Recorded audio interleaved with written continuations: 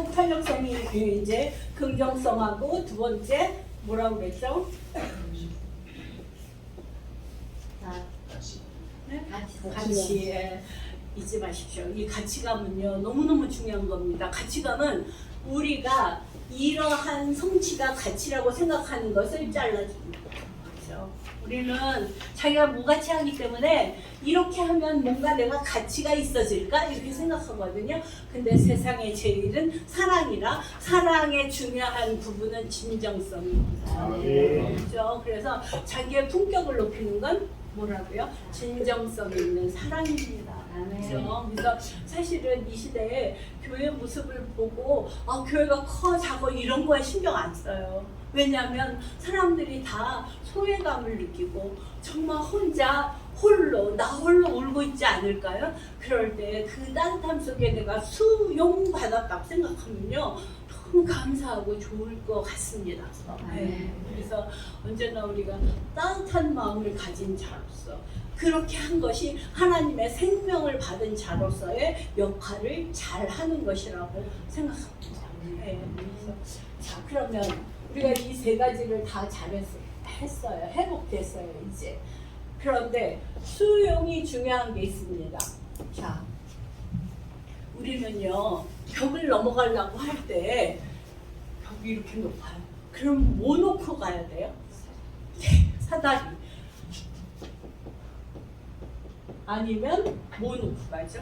디귿돌. 네, 그죠? 우리가 하나님 앞에 수용을 받았다면 우리는 엄청난 사다리를 받은 것이고 디귿돌을 받은 것입니다. 자, 이것을 깨닫는 것이 뭐예요? 자기가 누구인지를 아는 거예요. 그런데 이러한 선물을 받지 않고 있는 분 계신가요? 아니야, 나는 정말 그걸 받을 만한 사람이 아니야. 왜요? 나는 이렇게 죄가 많은 사람이야. 그래서 세상 사는 게 두려워. 두려움은 곧 무엇을 만드는지 아세요? 죄책감을 만듭니다. 그러면 죄책감은 다른 사람과 소외감을 만들게 되어 있어요.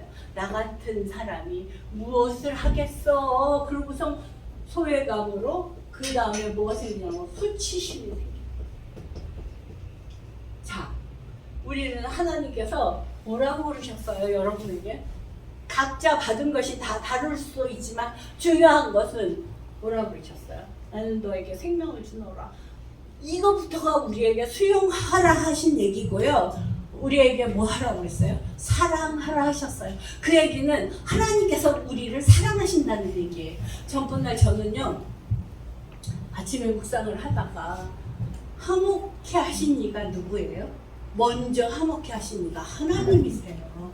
그 얘기는 뭐냐면 화목은 뭐예요?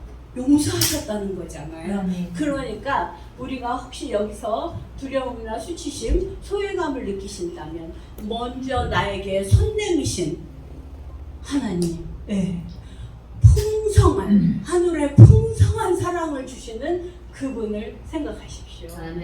중요합니다. 그래서 자, 이제 그 신뢰를 누가 했어요? 신예로 보면 다윗이 그렇게 얘기했잖아요. 나는 하나님을 믿고 담을 뛰어넘으리라. 자, 여기서 아주 중요한 거예요. 담. 이 담은 어떤 담일까요? 거기서 생긴 수치심, 두려움, 죄책감. 이것에 담을 뛰어넘으십시오. 네. 내가 이것을 담을 부셔버릴 수 있는 힘이 있습니까? 없습니까? 없어요. 왜냐하면 무기력한 존재이기도 합니다. 그래서 하나님께서 우리에게 주신 사다리 놓고 올라가셔서 뛰어내리십시오. 중요합니다. 너무 멋진 하나님 아니에요? 저는 다윗이 정말 멋지다고 생각하는 부분이 뭐냐면 아둘람 동굴에 사람들이 모였을 때 거기서 나오는 게 뭔지 아세요? 각종 비류들이 다 왔더라. 비류가 뭐예요? 주류가 아니잖아요. 깡패도 왔을 거고 쫓겨난 사람도 왔을 거고 병든 자도 왔을 거고 다 따라왔어요. 동굴 속으로. 자, 다윗은 그들을 어떻게 했어요? 나중에 300용사로 만듭니다. 그 사람 사랑이 한 것은 무엇일까? 이 시편에서도 그의 마음을 다 알 수 있지만요, 하나님의 사랑에 대해서 그는 수용했다는 거예요. 아멘. 얼마만큼 수용하는 애가 중요해요. 자, 우리는 이렇게 얘기하죠. 복 받고 싶습니다. 그런데 복을 주셨는데 나는 받지 않고 다 흘러버리면서 나 복 받기를 원합니다. 왜 그런지 아세요? 아까 제가 역기능의 체인을 끊지 못했기 때문입니다. 그래서 그거는 무조건 끊으십시오. 예, 이건 아니다. 잘못된 계략이다. 그리고 사실은 역기능의 가정일수록 영적인 도전이 너무너무 많습니다. 그죠? 그 도전을 끊는 것. 어떻게? 예수의 이름으로. 그죠? 이것을 하면서 하나님의 사랑을 수용하는 자 되시기를 축복합니다. 네, 그러면 우리가 이 사랑으로 사실은요, 담을 뛰어넘을 수 있고요. 그 다음에 좋은 세상에서 다른 사람을 안아줄 수 있습니다. 좋은 세상이란 뭔지 아세요? 자, 우리가요, 옛날에는 그 연탄가스 중독이 많았잖아요. 거기에 뭐가 이 꽉 맥힌 데다가 이 연탄가스가 들어와 갖고 어떻게 됐어요? 네, 이산화탄소 중독이 돼갖고 다 죽잖아요. 근데 제일 먼저 하는 게 뭐예요? 환기잖아요. 창문 열어라. 맞아요. 지금 우리 마음에 질식할 것 같은 가스가 차 있을 수도 있어요. 이거 빨리 빼내십시오. 창문 열고. 그죠? 그래서 하나님으로 내 마음을 채우십시오. 이거 중요하죠. 우리는 어떻게 살고 있는가를 한번 생각해 보세요. 그런데 이 수용할 줄 아는 자가 하는 게 있어요. 뭔지 아세요? 저는 상담학을 가르치지만 상담을 재미없게는 하고 싶지 않습니다. 왜냐하면 상담은 우리가 살아가는 것을 같이 얘기하는 거거든요. 그러니까 우리 삶 속의 얘기를 하는 거예요. 자, 그러면 내가 하나님의 마음을 수용했으면 이 안에 깨끗한 공기가 오겠죠? 이거를 갖다 마음의 환기라고 하면 똑같아요. 내 마음을 환기시키십시오.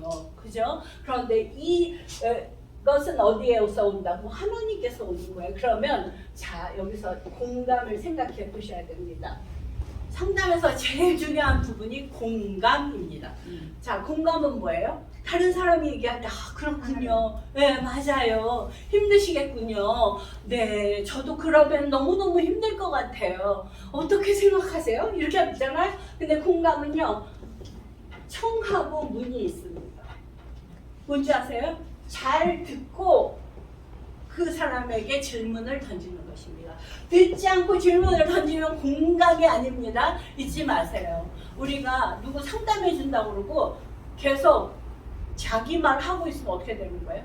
그건 상담이 아니죠. 그죠? 우리는 잘 먼저 듣는 것이 중요합니다. 근데 하나님은 너무나 우리에게 공감이 뛰어나신 분인 거 아시죠? 네. 그래서 우리가 이런 얘기 하잖아요.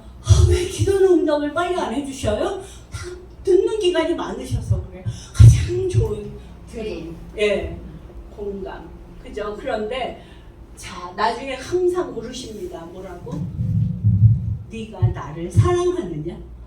물으신 건 그거예요. 그죠? 우리는요, 잘 듣고 네가 나를 사랑하느냐? 그 말에 대답할 수 있어야 되거든요. 그런데 공감이란 이거예요. 내 입장이 아니라 상대방의 입장에 서서 그 사람을 이해할 수 있는 게 공감이에요.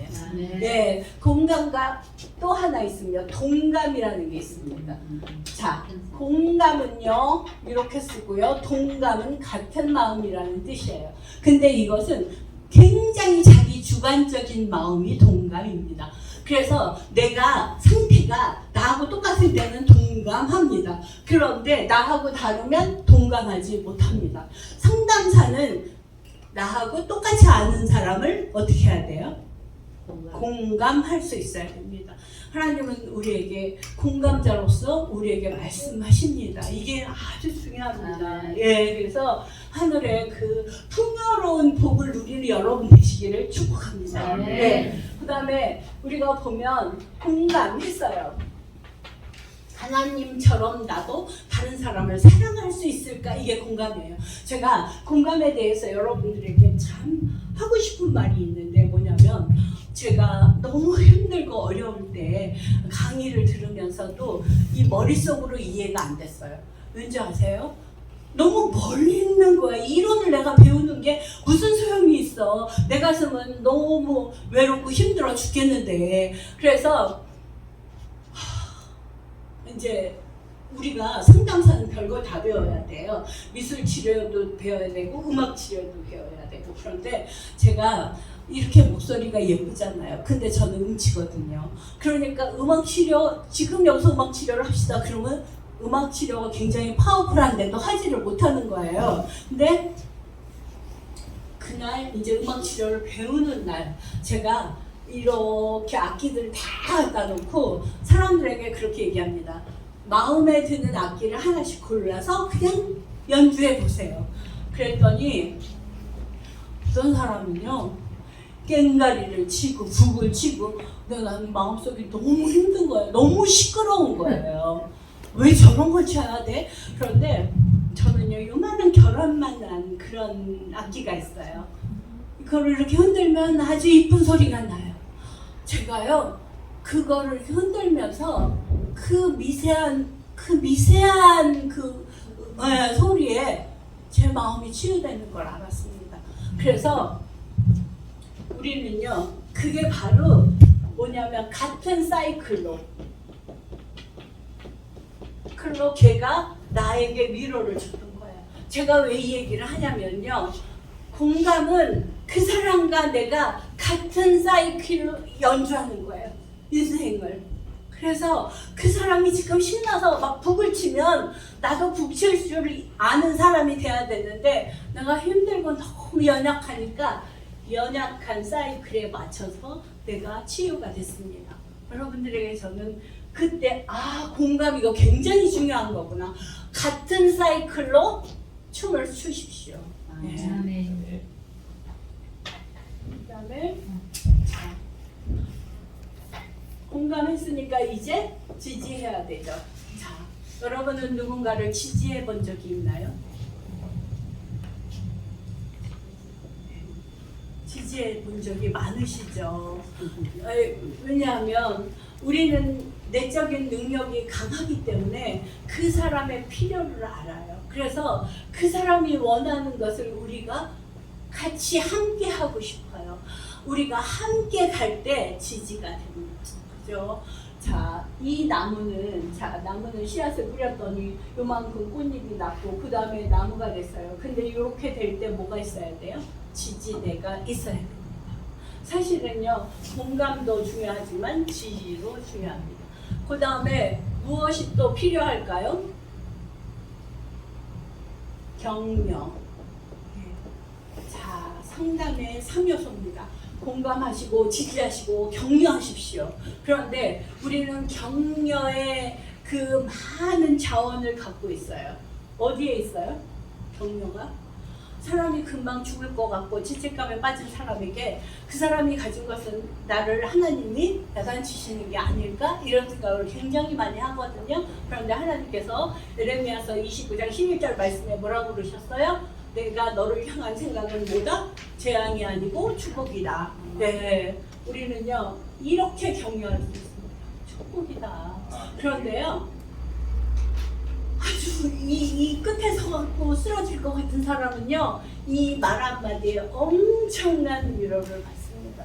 여러분들이 제가 여러 번 얘기했잖아요. 내가 어떻게 위로를 받았는가, 어떻게 격려를 받았는가. 근데 이 격려요 아무나 하는 거 아닙니다. 이 격려는요 사랑이 있어야 격려할 수 있어요. 왜냐하면 격려로 미래를 가져오게끔 하는 거거든요. 그죠? 그런데 어떻게 사랑이 없으면 그 사람을 격려할 수 있겠어요. 그죠? 그래서 우리가 사랑 있는 자인가? 그래서 내가 격려할 수 있는 자인가를 항상 기도하십시오.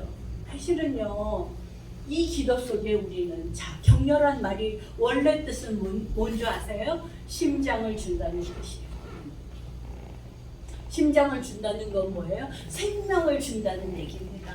내 마음에 정말 하나님을 사랑하는 사랑으로 넘치고 생명력이 있으면 격려할 수 있습니다. 심장을 받은 자 얼마나 행복하겠어요. 사실은요, 우리는 립서비스 잘해, 아이 잘 됐다 어쩌고 저쩌고 그런 거 다 소용없어요.